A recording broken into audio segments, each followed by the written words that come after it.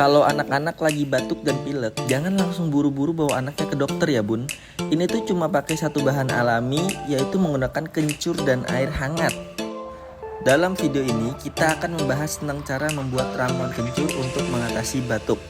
Kencur memiliki sifat antiinflamasi dan antibakteri yang dapat membantu mengurangi gejala batuk.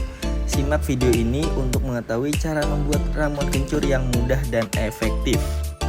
Langkah pertama, kita siapkan 3 buah kencur. Setelah itu kita kupas semua kencur tersebut.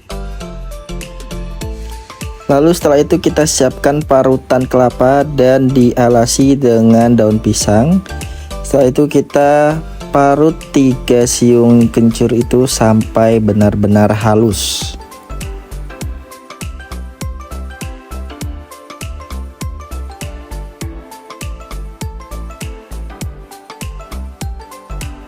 Setelah semua kencur terparut, kita siapkan saringan teh dan kita peras kencur tersebut sampai benar-benar kering.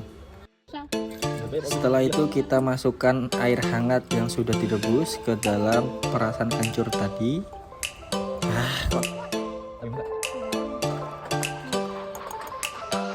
Setelah ramuan kencur sudah jadi, kita minum. Untuk aturan minumnya itu 3-4 sendok makan untuk perharinya.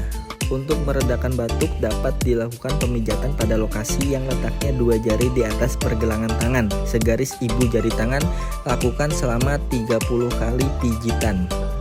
Untuk lokasi yang kedua terletak pada pertengahan antara tempurung lutut dan mata kaki luar.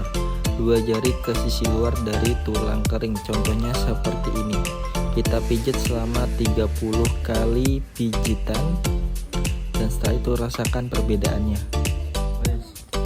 Untuk pijitan yang ketiga terletak pada punggung tangan pada tonjolan tertinggi. Ketika ibu jari dan telunjuk dirapatkan, contohnya seperti ini, dan diusap dipijat selama 30 kali pijitan. Dan untuk pijitan yang terakhir terletak pada 4 jari di bawah tempurung lutut di tepi luar tulang kering, seperti ini contohnya. Dilakukan selama 30 kali pijitan. Oke, terima kasih.